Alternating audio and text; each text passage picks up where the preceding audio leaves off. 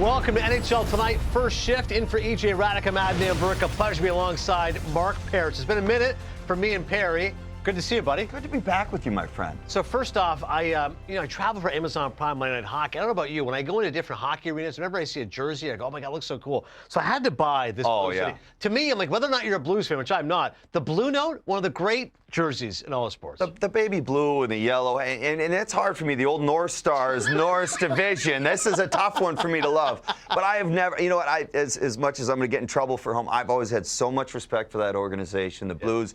Even when I was playing against them early on in my career with the Dougie Waits and the Dimitras and Hall, I mean, all the guys that they've had that come through their Kachuk, I've always kind of been pulling for them to win a Stanley Cup right after Minnesota wins their first one. As long as Minnesota gets it. Right after that one. And speaking of clothing, I don't know if we want to do a giveaway. Whenever I see you, I think of the Islanders, of course, this great Islanders jersey. And we've got a, well, this is actually Jackie Redmond. It's a personalized Jackie Redmond jersey. So if anybody named Redmond's watching the show and they'd like a jersey, I can send this to you. Number 50 here. Mickey Redmond's Mickey out there. A great Islanders jersey giveaway here. NHL Tonight first shift. The Fish Sticks logo, too. You got to love that. The Fisherman logo. Awesome. All right, let's get to first things first right now and get into some hockey. You know, this is something you're never going to see ever again, I feel like. Mark Parrish played hockey his whole life. I've been watching hockey my whole life, and I've never seen this before. A referee, Kelly Sutherland, diving into the puck. The Leafs retrieve it. Shot, score!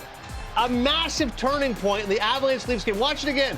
You just don't go the other way. Don't dive into the puck. No, what the hell? You know, I think you can tell he's been a ref a little bit too long, because when you're blocking shots, Steven Lorenz takes it. You know, you don't take it head first. First thing you do is you don't go head first at it. Save the chicklets, save the face a little bit. But yeah, I think he saw the puck kind of go up, but it was fluttering. Right? When the puck goes up and it's fluttering, that's not going to fly too long. It's the old dead butterfly. That thing's coming down quick. He was expecting that thing to soar like an eagle, and that thing just came down like a lead balloon right on top of him. I don't mean to laugh, but that's just like, it looks like as someone who has not been a professional referee, right? If I just picked a guy out of the stands, hey, what do you think you should do here? Oh, if I'm on the bench, I'm literally going, what just happened? What did he just, he looked, yeah, it looked like he's like, you know what? Toronto needs a big one here. He was smart. He took it in the back. I mean, he didn't cover the ear and everything, but yeah, I mean, I'm livid. Yes, livid if I'm on that Colorado bench. But I mean, Toronto, and the rules are as they play, they're part of the playing surface. This is you got to deal with it, even though it. That was a tough decision. I'm guessing there's some explaining going on between he and. Some of the rest of the refs today. We'll talk Leafs in a sec, but you're with Avalanche. You're 4 points back at Dallas right now. That is going to be, for me, Perry, the first-round matchup to watch. Like it's crazy to think one of those two teams, who I think both have a great chance to win the Stanley Cup, one of those two will not be in the second round. And for Colorado, if indeed this ends up being imagine you miss out in that second spot by 2 points, home ice in a first-round series, it's massive. And you lost just like this? I mean, who do you get? I mean, you can get mad at the ref, but again, you start blaming refs. You can't blame refs for losses. I mean, it's 2-1. You got to score a couple more goals than one goal typically to win a hockey game. Yeah. It's a tough bounce. You know, maybe it'll be a rallying cry. That being said, you move on. Yeah. You move on to the next. It was a great hocky game. Just a little, it's got to have a fluke in there. Hockey, it's not hockey without a funny bounce, and the ref was feeling it was a little too serious of a game. Right. He had to throw a little humor. Let's offer a little levity for this one. Yeah. With regards to the Leafs, I was just there on Monday, and again, concern, paranoia, here we go again.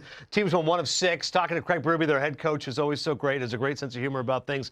They pumped the Flames 6-2, 3 power play goals. Matthews scored a couple of goals. Now you win against the Avalanche, and it feels like Toronto, again, they're not... Especially they're not going to catch Florida, but they're right there. Maybe they will. It's just going to be a great race. Again, just as I think it's astounding to me that one of the Stars or Avs will be out in the first round, one of these three, Panthers, Leafs, or Lightning, will be out in the first round. How critical do you think it is for Toronto specifically to get that 1 seed? Well, you get the home ice and you get that wild card. Get out of that mess of those three. I mean, just like we talked about the Central Division, right? I mean, with Colorado, Dallas, it's just kind of like that for those guys. Now, I'm pretty high on Toronto this year. I got to be honest with you. I love Craig Berube. I love that they brought him in. I love the edge that they've gotten. I love that they've just bolstered their defense. Yes. Went out and got Carlo. They brought in Tan. Carlo and Tan's a great shutdown pair. Amazing 2D to bring in right there for the playoff. The experience that they've had. I am very high on Toronto right now, and I love that they're coming together right now at the right time. And yeah, they've got Florida. Florida's played a ton of hockey. Eventually, It will catch up to them. I have a trouble just casting off this defending Stanley Cup champions, but at the same time, this will be their third year now going for a long run. It's kind of, you wonder when it's going to last, how long it'll be to last, to just that wear and tear. That's exhausting on your legs. And I just like Toronto right now with a little fire and that Austin Matthews, guys. I was about to say, Matthews goes from 69 goals a season ago down to 27. He's been out for 15 games, but I don't think he's been fully healthy. No. Marner's on pace for 101 points, which would be a career high for him. One major concern. Do you think the goaltending is good enough? And who's your guy, by the way, Woll or Stolarz? Wow, well, we know that Craig, good old Chief, wants Chief to pick one. He wants to pick one, but sometimes that's just not how it works out. And we've started to see tandems here and there. Yeah. And the great thing about that tandem is, well, typically somebody will step up along the playoffs, whether it's, who knows, sometimes it's not even their fault. The team just plays better in front of one guy, right? It's not necessarily the goaltender's fault. You're going to know as the playoffs go on. I can see Chiefs, he's going to get to a point where, whether it's Stolarz, whether it's Woll, Woll played spectacular last night against a very high-flying Colorado Avalanche team. Yeah. He's going to make a hard decision, and I guarantee you in his gut, Chiefs saying, make it hard for me, guys. Yes. I want this decision to be one of the hardest I have to make as a coach. Yeah, Stolarz was the guy, stumbled a bit. Now, Woll's been really good, so that'll be interesting down the stretch. How about your Minnesota Wild? Much-needed confidence boost. 4-0 win against the Seattle Kraken. This is interesting right now for Minnesota because no one's talking about them potentially as a difference maker, but Gustafsson, fantastic in net. If you have a great goaltender, that clearly can be a reason you can believe in this Minnesota team. Yeah, all the time. We've seen what goaltenders can do in the past. I don't want to necessarily compare him to a Hasek, but look at what Hasek did every single year. Nobody wanted to play Buffalo in the first round. You just knew Hasek was going to take over that round. And Gustafsson, you got that goaltender. That's what they've needed the most because of the injuries that they've dealt with, because of the low scoring. They've had to, getting to 3 goals has been tough to come by for this team for a stretch. Hence what this game against Seattle was such a big one. To come out, score 3 goals in the first 5 minutes or so, the fans can take a breath. I would have loved to have been there to see the bench and that reaction to finally just get a comfortable lead and just be able to feel that weight lift off your shoulders. And obviously they stuck with it, but it was the guys that stepped up. After the St. Louis game, and as great as St. Louis looked, Minnesota did not look good. There wasn't a whole lot of push.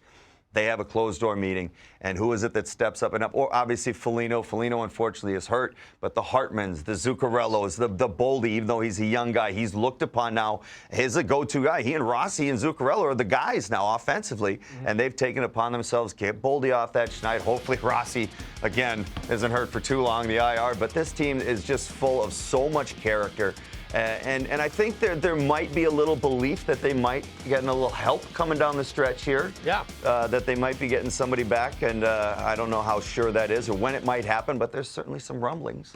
Yeah, again, I was guys coming back from the IR, and that would be such a lift to that team. Yeah, I'm being presumptuous saying Stars Avalanche first round, but as you can see, the Wild are right there. They can make a push and try to catch Colorado. I think it'd be a challenge to do. My question to you is this. Minnesota is such a great hotbed of hockey. We all know what a great atmosphere it is. You know it better than anybody. Why is their road record 22-10-3? Fabulous. At home in Minnesota, 17-15-2. They're only 2 games above 500 on home ice. That could kill them. It's absolutely incredible. The stress, the pressure sometimes you get at home, and you put pressure to put on a show for your home fans, especially when you've all of a sudden got some skill, and they got some instant skill when they got 97 Kaprizov over there. Yep. He and Zuccarello, they've got Joel Eriksson Ek, who's been playing outstanding offensively, Rossi, Boldy.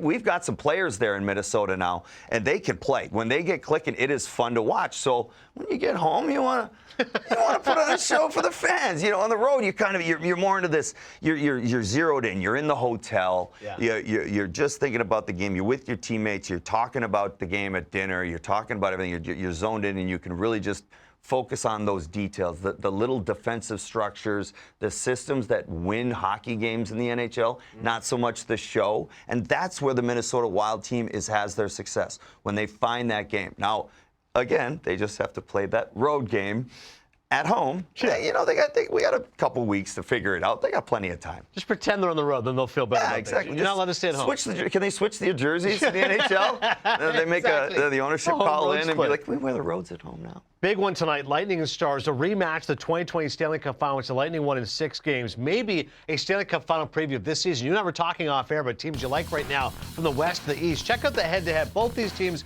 can score the goal, nearly identical goals against per game.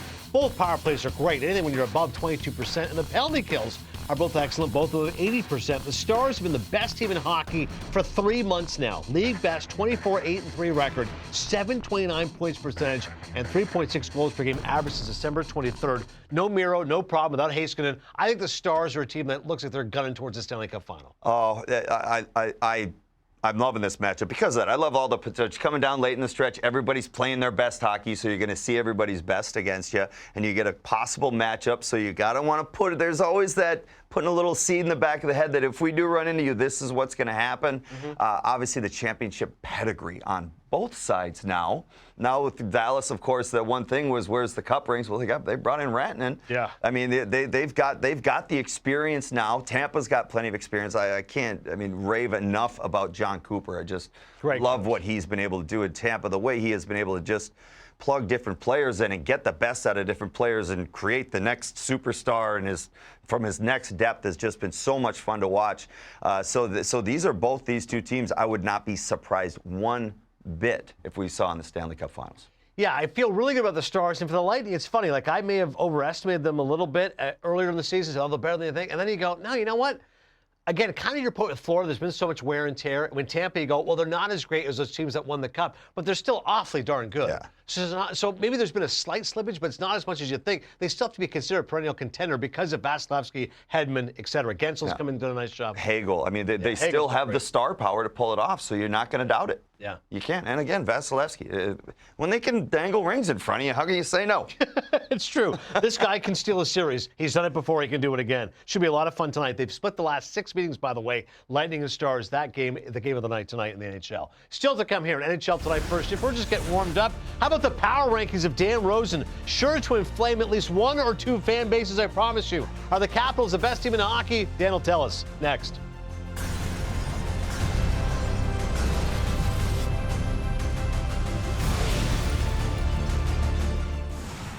All right, it's time now for the Super 16 presented by Enterprise. We're bringing our buddy Dan Rosen right now for his Super 16. Normally, he just gets completely browbeaten by EJ Raddick, so I know Dan is thrilled to have me and Mark Parrish with him today.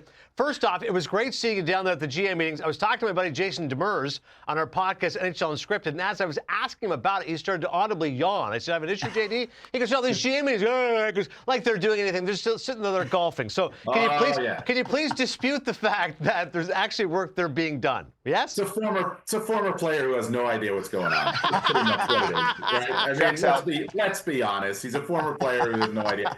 You know what? The big thing down there was they just wanted to review where they were with the coach's challenge, specifically the goalie interference coach's challenge. And I thought it was a really good exercise that they did. They took the hardest 54 clips of the goals that were challenged for goalie interference, the hardest 54 that they've gotten this season, and they gave them to the GMs. And they say, what do you think? And it was basically, they used it as like, is our compass pointing in the right direction? Are we going the right way with this call? So we want to find out from you guys. So they polled all the GMs on this. They came back with it. And you know what?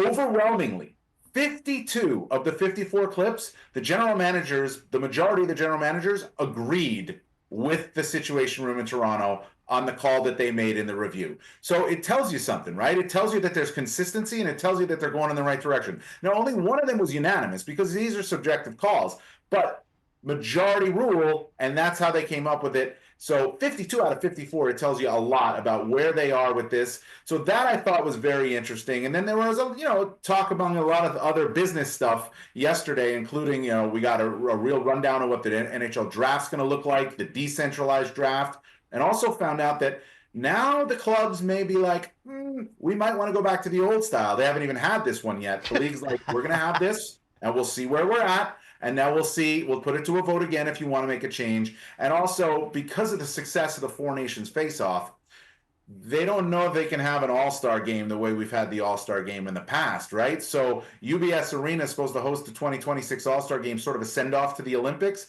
but they're reimagining that right now. They're thinking of different things that they could possibly do with that event. Well, you jumped right into the Four Nations. That's right what I wanted to talk about. All the enthusiasm and excitement behind that. What does happen with the All-Star game? Because the international hockey, for me as a former player, and I love watching it, there's nothing like international hockey. It's almost unfair to put the All-Star game up against something like that. But what does that? What were the talks about what the future might hold with that? Well, first off, I agree with you. It's 100%, and the league agrees. The league understands that. Like, once you set the bar that high for that time of the year, how do you go back to an All-Star game, which is just, it's an exhibition, right? These were not exhibitions. So all we found out was everything is on the table. They're talking about a lot of things. They were not giving specifics, but there's a lot of different things on the table right now. And they know that a decision has to be made relatively soon, ideally before the start of the playoffs, of what that's going to be next season, because the Islanders are set to host it. Their season ticket holders know about it. And if there's going to be a change, the Islanders have to be able to market that change, and they have to be able to sell that to their fan base as well. So something will have to be done here within the next couple of weeks, ideally, to determine what this event could look like. But when you got to remember, they've chosen JFK Airport in Queens as sort of the hub for a lot of the players who will be going to the Olympics. And that's right there. That's just a couple miles from UBS Arena. So if you're going to have all these players in one location at the same time, you want to take advantage of that. All right, Dan, with that as preamble, let's get to the Super 16. I know it's going to rock. What do you got?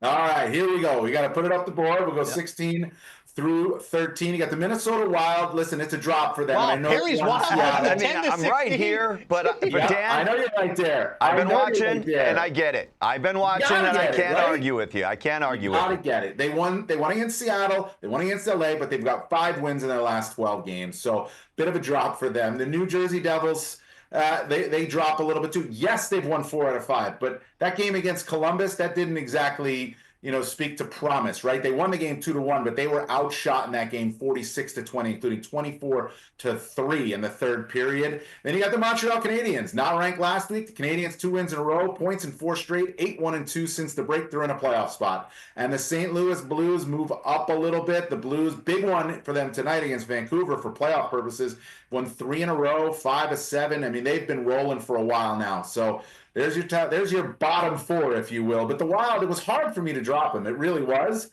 But I got to look at the big picture here on where this team's at right now. And the injuries are the biggest reason. I just think it's amazing when Montreal Canadiens are even in this playoff picture right now, Dan. It's amazing. Yeah. The fact they're on the cusp of playoff spot where they looked earlier in the season, I'm just happy to see them in your top 16, quite frankly. There you go. It's remarkable, and I love what they did at the deadline, too. Signed Jake Evans, kept Armia and Savard and Dvorak, and basically said, you won 5 games in a row coming out of the break for the Four Nations. Okay, this is the team. Let's go get it. All right, keep it rolling. What we got? All right, so 12, you got the Los Angeles Kings, and a loss to Minnesota, ended a 5-game win streak, but the last time the Kings lost was the first in a 5-game losing streak. Very streaky, so let's see where we go. The Ottawa Senators, the loss to Montreal, ended a 6-game win streak and an 8-game point streak. Then you got the Vegas Golden Knights, a drop for the Golden Knights. They only have 1 win in their past 5 games. And the Edmonton Oilers move up because they seem to be coming around after a really tough stretch after Four Nations. We knew this was a good team, and they weren't scoring a lot of goals. But now you've got the Oilers coming in, and they've won 3 games in a row, and they scored 7 against Utah, and they got Winnipeg tonight. So let's see.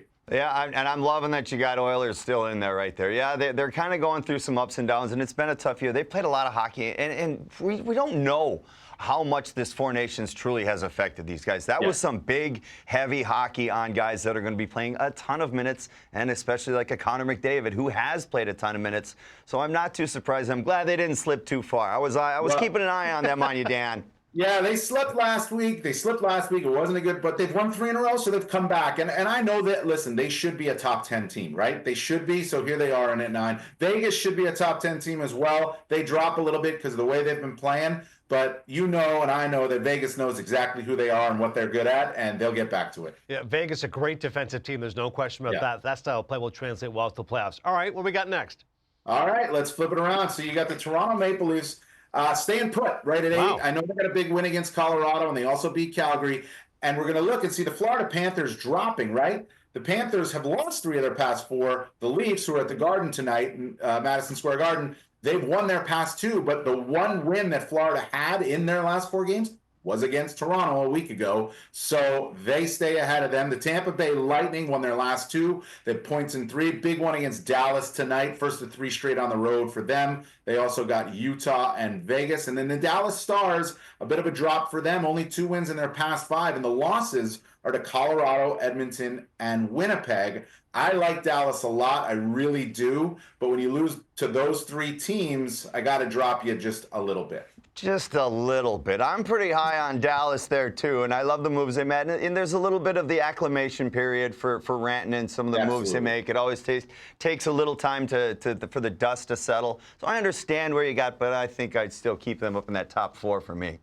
All right. Well, I mean, you got to see the top 4. I suppose. I suppose. One thought in the Leafs, though, Dan. I like the fact you're standing pat there at 8, because I'm telling you, having just been in there on Monday for Amazon Prime Monday Night Hockey, Flames Leafs, the barometer there, I mean, was awfully bleak. It was like, oh my God, 1 win the last 6 games. Here we go again. Goaltending hasn't been as strong. Matthews goes from 69 goals to 24. Then they hammer the Flames. I mean, a resounding win. Power play was great. And as you said, gritty win against the Avs, controversial with the refs and all that stuff. So, I'm surprised you have the Leafs still staying at 8. Well, listen, I mean, they did win their last 2 games. We know they're a good team. They got the gritty win against Colorado. Yeah, they got a little lucky with Kelly Sutherland diving into the puck instead of away from the puck. It happens. It happens. We know that. But they were outshot pretty badly in that game, too. But Joe Wall stood his ground in that one, too. They're at Madison Square Garden tonight. Rangers coming off a horrific loss against the Calgary Flames. So I think that's going to be an interesting one to see how the Rangers respond and if the Leafs can keep it going a little bit.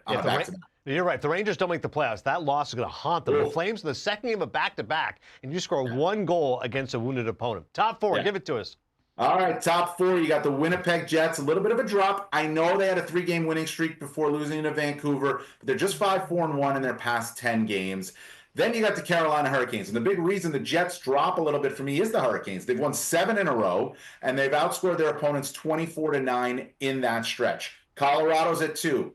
They lost to Toronto, but they outshot them in a big way. I think it was like 39-26 or 39-25. And what did that loss ended a 9-game point streak in which they were 8-0-1 in that point streak. You don't get knocked down for one loss where you were actually the better team. You get moved up for that 9-game point streak. And then the Washington Capitals stay at 1 with everything going on with Alex Ovechkin and the chase. And the Capitals firm in first place. All they do is win. They've won their past 2 and 7 of 8, and they can clinch a playoff berth tonight.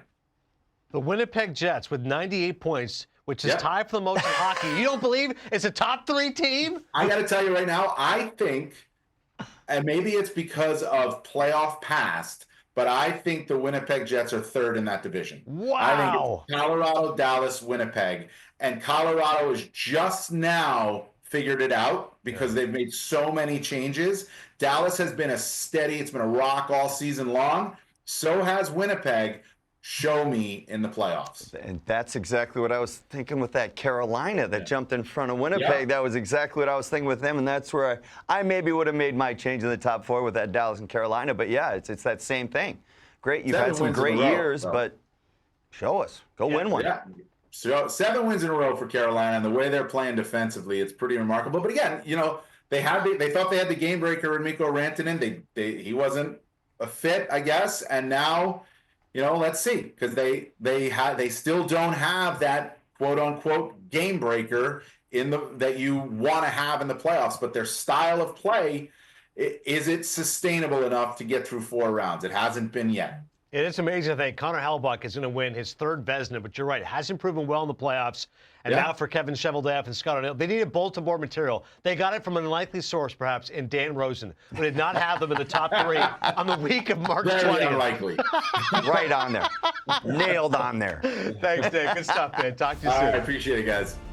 All right, still to come here at NHL Tonight, first shift. Good stuff there from Dan. We'll turn attention over to the Columbus Blue Jackets. A team that's been scuffling a little bit. Presented by Enterprise. We're here to keep you moving forward, whether it's around the corner. We continue here at NHL Tonight, first shift. A big game tonight for the Blue Jackets against the defending Stanley Cup champion Florida Panthers. How about the goals per game? Both Columbus and Florida the exact same rate a 3-1-9. The defense of Florida is better, as is their power play, as is their penalty kill. Perhaps Columbus could pick up a much-needed victory in a very tight race right now for that final wildcard spot, currently sitting at 70 points through 67 games. Let's bring in Jean-Luc Grandpierre, former player, of course, does a great job covering the Blue Jackets. There's one of their studio analysts. Jean-Luc, good to see you. It's been an amazing season for Columbus to even be in this spot. However, recently have stumbled. What's going on with this Blue Jackets team? Well, Adnan, defensively, things are okay right now, but offensively, the well has dried up here in Columbus. There's no doubt about it. Then you look over the last 4 games for this Columbus Blue Jackets team, they scored 4 goals, and 3 of them came off the stick of Mathieu Olivier. And listen, I love Mathieu Olivier. There's no doubt about it. He's a good grinder, a guy that can add a little bit of offense, but 75% of your goals should not be coming from a third-line winger. So for the Blue Jackets right now, it starts, I think, with the power play. I think the loss of Sean Monahan has created a big hole. Obviously, Adam Fantilli's been doing a great job in that spot. But right now, as the games are tightening up, like the coverage on Fantilli is improved. And you can tell that maybe it's a little too rich for his blood at this time of his career. So the loss of Monahan definitely doesn't help. But also, you can start to sense some frustration with certain players on the team. So hopefully that last game against New Jersey, where they generated 24 shots in the third period and finally got another one. Finally got a goal there after going 2 games without a goal. Yes, it came off the stick of Olivier, but it was a big sigh of relief in Nationwide Arena to finally see the cannon go boom for once. Oh, when the first time you hear that cannon go boom, it's a little bit louder than he just played it off to be. I'll tell you that. Jean-Luc, I want to talk about somebody that I just got a ton of respect for on and off the ice, and you guys have him leading the charge, Dean Evason. What has he brought to the table? I mean, the people in Minnesota, the fans of Minnesota, can't be thankful enough for what he brought and instilled into this organization. What has he brought to you guys in Columbus? First thing, he's got a great sense of humor. I think the guys really enjoy his attitude around. He's light when he needs to be, and he's serious when they need to be serious. But more importantly, Mark, you've heard it multiple times, right? A coach come in or a GM come in, there's like, hey, it's clean slate for everyone. And everybody's going to get a chance to prove, what they can do, and then we'll put them in certain roles. You always hear it, but you never see it. Well, with Dean Evason, we heard it and we saw it. He definitely came in and forgot about what happened last season or 2 years ago. He didn't want to hear about it. Everybody started fresh, and I think that was very refreshing for the whole organization. So the players really embrace the style. It's aggressive. It's kind of like reckless, but also you have a lot of defensive responsibilities. And, if the players believe in the system, typically it works. And that's what Dean's been able to do here in Columbus so far this year. Glad to know he's got a good sense of humor, because with that glare, it looks like he can melt ice. Oh, yeah, he's got an evil eye. His celebrations, you got to be careful if you're an assistant coach. He throws punches. He's intense. I love him. Yeah, he's got a lot of emotion. And, I think that and not only the players, but you could tell, especially in this building here, Blue Jackets still with 20 wins at home so far this year. Not so good as of late, but you could tell that just the city and everybody's really embracing his enthusiasm behind the bench. There's no doubt about it. So, Jean-Luc, how do we fix this power play? Columbus hasn't scored a power play goal since March 1st in that Stadium Series win against the Red Wings. 0 for 17 over the last 7 games and 2 for 35 over their last 20. What's the issue? Oh, boy. Well, obviously, so I talked about Monahan. Hopefully he comes back here in the next week or 2. He's in that bumper position, which is hard. And right now for the Blue Jackets, Fantilli's in that spot right now, and he did okay. But right now, for some reason, nothing's working. But more importantly, I think the shots, right? You need more shots. And I was looking at the last few power plays. 1 shot every 4 or 5 power play. It's not necessarily the entry. It's just like a one and done. And most of them are block shots. So it's try to get those pucks through traffic, because you have big guys like Dmitry Voronkov, who's 6'5", 230 in front of the net. You can't even see the goaltender when he's standing there. So if the Blue Jackets could find a way to just be trigger happy a little bit more on that power play, that definitely increase their chances. But the personnel is great. There's no doubt about it. But confidence, when it's low, and maybe there's a little too much hesitation as far as shooting the puck. You've mentioned Adam Fantilli a couple of times now. Jean-Luc, I don't know about you. We're about the same age. One of my favorite things now is to watch these young guys progress and turn into the stars or superstars or whatever they are going to become. Adam Fantilli has taken a step this year. Has there been one thing? Has it been skating? Has it been confidence? What is it about this year that's different from last year? For Fantilli, I think the biggest difference so far this year is it sounds crazy. I mean, his skating is elite, his shot is elite, but it's literally slowing down and really starting to understand what's going on around it. A lot of time earlier this year, you almost saw him skate into trouble a lot of times because it was like speed, speed, speed. And I think watching, guys like Monahan or even watching a guy like James Van Riemsdyk, who, a great player, but doesn't have incredible speed, do things like while they're slowing down the game. For Fantilli, he's gotten much better, especially through a neutral zone and the entries, to slow down and sometimes wait for reinforcement from that second wave or that third wave, which very often obviously includes Zach Werenski just joining there as a winger. And that way, slowing down around the offensive zone really helped him pick up more points and create more chances for his team. So his development, obviously, with the loss of Monahan, has been absolutely incredible. And you have to give credit to the kid and also to his teammates. But it's night and day compared to last season for Fantilli. But for me, listen, the skill's been there all along. His defensive game is on top, is really, really good now compared to where it was last year. But for me, it's really learning from those veterans and slowing the game down. Last one for you, Jean-Luc. Stadium Series was an incredible event. How about the fact LeBron James even repping Columbus?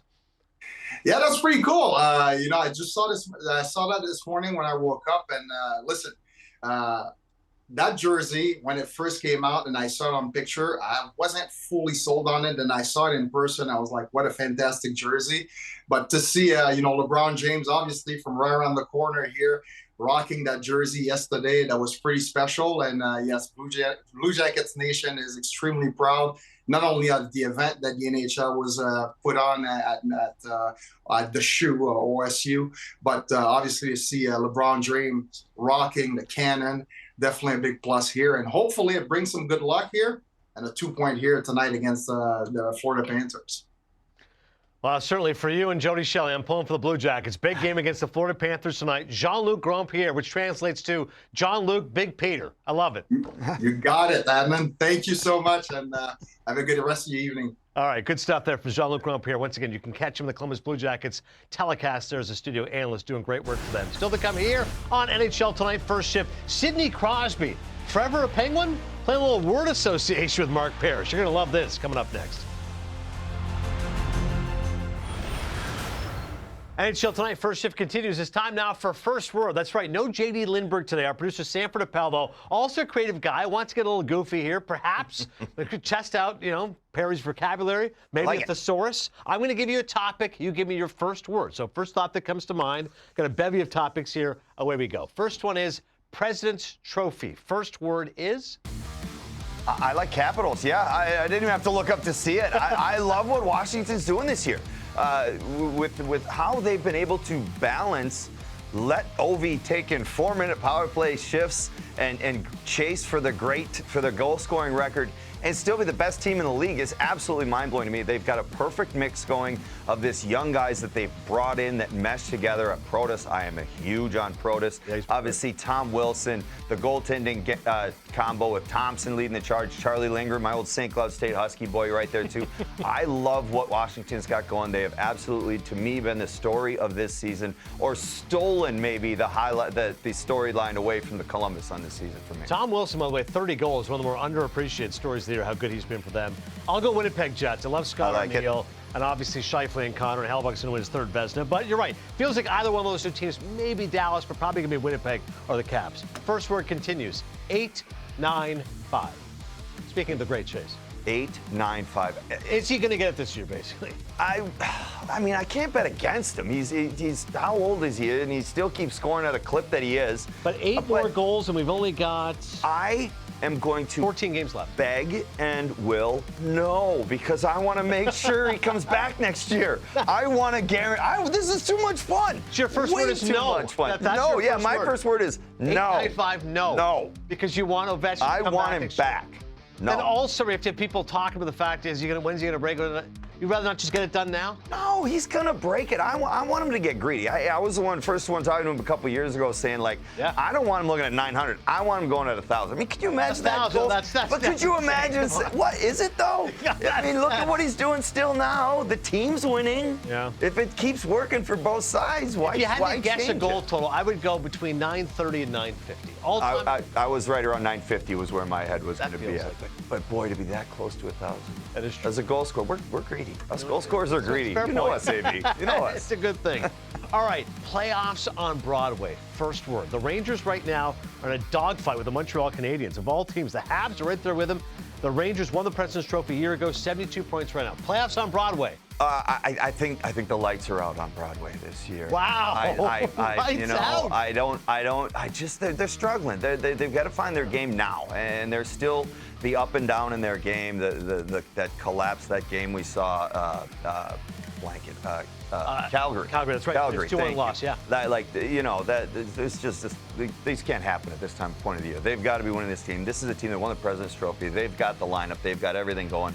And trust me, I love Laviolette. I played for him in the Iron. I have got a ton of respect for that man, but they just haven't been able to put things together just enough quite for me for this year. I do think they'd be sneaky if they got in, only because, again, Shesterkin can steal a series. Yeah, so, and that's, So you're seeing that final playoff spot, maybe a little bit of prelude right now to our topic later on, but you're saying maybe a Montreal Canadiens gets in there. Okay. Just maybe.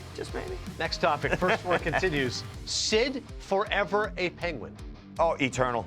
Eternal is an excellent word for Virk Parrish. Okay, I like it. You can't mess with that. I mean, doubling down. There's certain guys I know once Gretzky kind of got traded, the whole one-team lore kind of dipped down a little bit. Not in my opinion. That's a dream. Yeah. I think everybody has that dream. I think Sid's got that dream. We all have that dream. We're coming into the league. We want to play for one organization. We want to wear that jersey for one organization. We want that hung in the rafters. And we want that run in the Hall of Fame. We want it hung in a lot of different places, but we want that one jersey. In Sydney with the iconic Mario Lemieux in front of him, I got to imagine he's going to.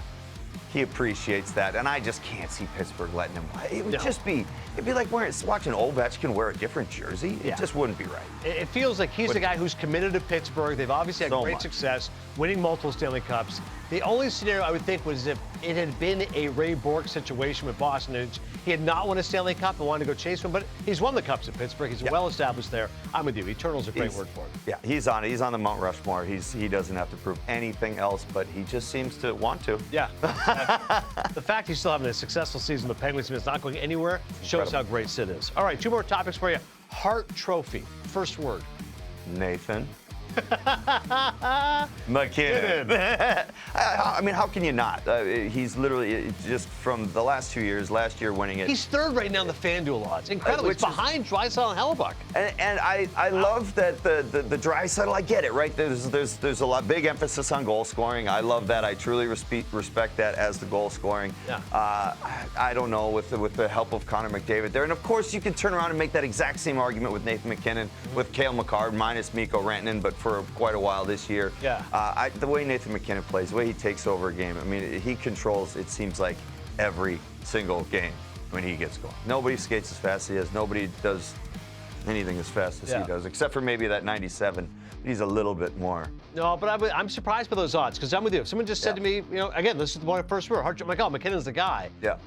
Hellebuck, I get it. He's going to win his third Vezina. Winnipeg might win the President's Trophy. He's the best goalie in the world. But to me, I'm like, well, I generally want to give it to a player. So then to me, it's either Draisaitl or McKinnon. You're right. You can make either argument. Draisaitl, beneficiary of McDavid. McKinnon, beneficiary of Makar.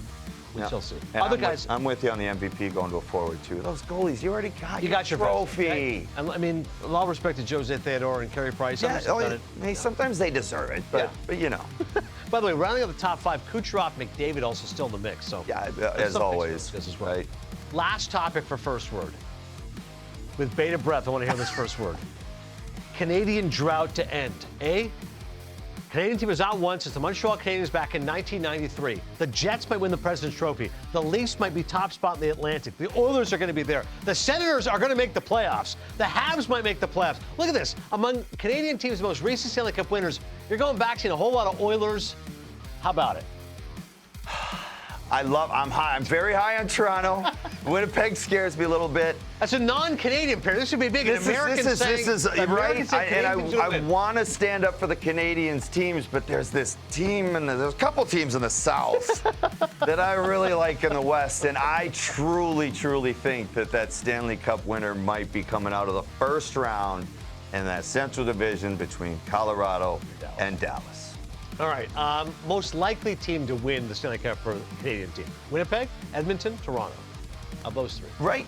Honestly, right now, I think I would like Toronto, just because Edmonton's coming around. I mean, and they may very well change my mind before this season ends. But like they've been the team on my mind, Edmonton. But I've just been so impressed with Toronto, the steps they've been making, the games, the wins they've found a way to get late in this season. Again, Berube, I have so much respect for that team. The goaltending's figured it out. That decor is monstrous and built for the playoffs. Yeah. I think they're going to be the closest. One word for first word: spectacular. Way to go, Sam, man. This is a fun segment. Love it. A+ from Mark Parrish and Company. Time now for the top line, presented by DraftKings Sportsbook. Speaking of lines, we showed you the picks as far as the Hart Trophy is concerned. Well, how about just for tonight? Panthers and Blue Jackets. A goal in the first 10 minutes. Put that at -140. Lightning at the Stars. Massive matchup, rematch of the 2020 Stanley Cup Final. Under 1.5 first period goals, -105. And Sabres in Utah. You love this pick. Oh, yeah. The Sabres in Utah, that guaranteed. Where do I put my money down on that one? I mean, Utah's young. They like to run and gun. They tend to get a little loose in the first. And, well, no offense, but Buffalo's kind of in the same boat, more or less. Panthers, Blue Jackets, goal in the first 10 minutes. You liking that pick? Yeah. As long as it's, well, I don't want to give too much away for maybe later. Okay, NHL now. You're coming up a little later on. But there's a pick I have that would, I really like that Columbus one to work out. Yeah, let's just say that. Still to come here in NHL Tonight first shift. Speaking of the frontrunner right now for the Hart Trophy, Leon Draisaitl. The latest on his status as we're talking Oilers and Jets. It's coming up. DraftKings Sportsbook is an official sports betting partner of the NHL. And this week, new customers can bet $5 and get $200 in bonus bets instantly. Download the app and use promo code FLY when you sign up. DraftKings Sportsbook. The crown is yours.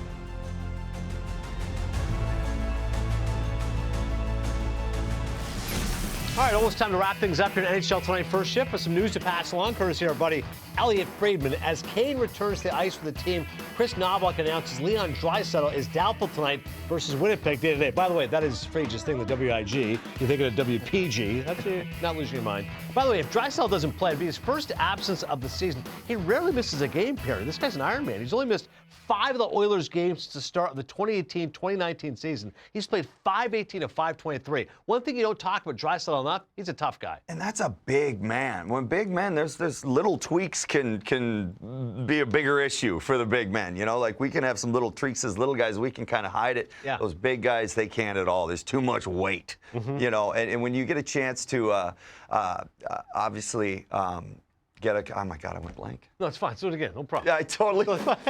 You're about to when you have a guy who's not going to be in the lineup, and it's totally fine. This is why it's a 2.5 minute segment.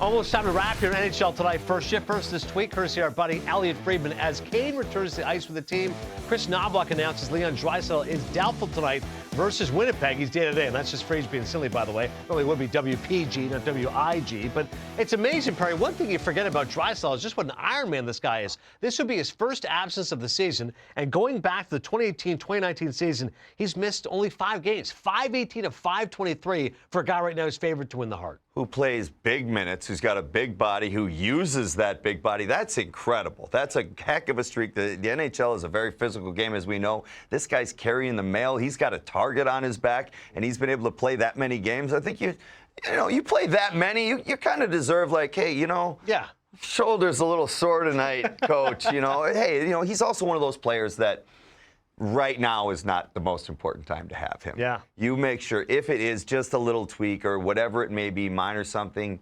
keep it minor. Give him a night off, maybe 2 nights off. Make sure he is 100% going for the playoffs, because obviously he is going to be playing an enormous role for Edmonton in their run. No question. Draisaitl, by the way, leads the NHL, 49 goals, 11 more than any other player.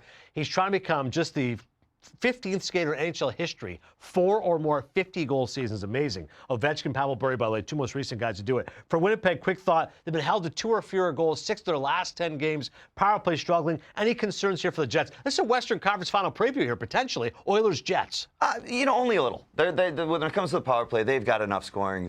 Kyle Connor, those guys, when they get going, I'm not worried about them whatsoever. This is a team, again, once they get their game going to the playoffs, and we talk about it year after year with Winnipeg. Yeah. But the way Hellebuck's going, the way that team is going, I have a good feeling that this is going to work out the first round for him this year. I'm not looking to putting anything into this. This team's been together. They have gone through so much adversity. Let's go back to that adversity through the playoffs that they've been facing. I guarantee you they have been itching all year long for the playoffs to start. On to atone. Yeah, water off the duck's back, moving right on. They need 2 more points to reach the 100-point mark. That would mark the 3rd time in franchise history that they have done so, and the 1st time they do it in consecutive seasons. So Winnipeg and Edmonton, obviously, big game there. Further out west, Bruins and Golden Knights. 2nd of 2 meetings this year. Boston beginning, this is a make or break it. 5-game road trip likely will define their season. Vegas has lost 4 of its last 5. What are you looking forward to tonight? I want to see Vegas get back to Vegas here. Obviously, Coach Cassidy's got his old squad coming back to town here. And yeah, Vegas wants to, this is playoff time, right? We're getting back to the pretty much 10 games or less here, or just outside of it. And it's not about who you're playing. It doesn't matter who you're playing. Your opponent doesn't matter. It's all about your game.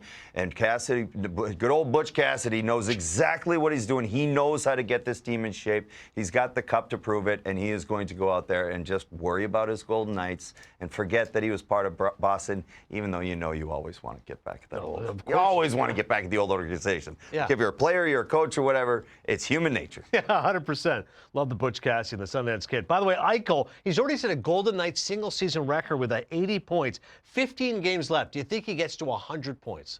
Ooh, that's a tough call. You're going to go a little over a point a game. I'm gonna say no. Yeah. Just because what I love about Jack Eichel is he doesn't think about that. He's not a selfish enough player to really care about that. Yeah, it might be talked about. The media might throw it out there, but the way Jack Eichel, let's just go back to that 4 Nations, how he played and how spectacular of a 2-way hockey player he was. I love that tournament really got to emphasize Jack and his unselfishness, his selflessness to step back and be like, okay, I'm not the go-to guy to scoring, but you know what? I can play this role really, really well, and he did it spectacularly.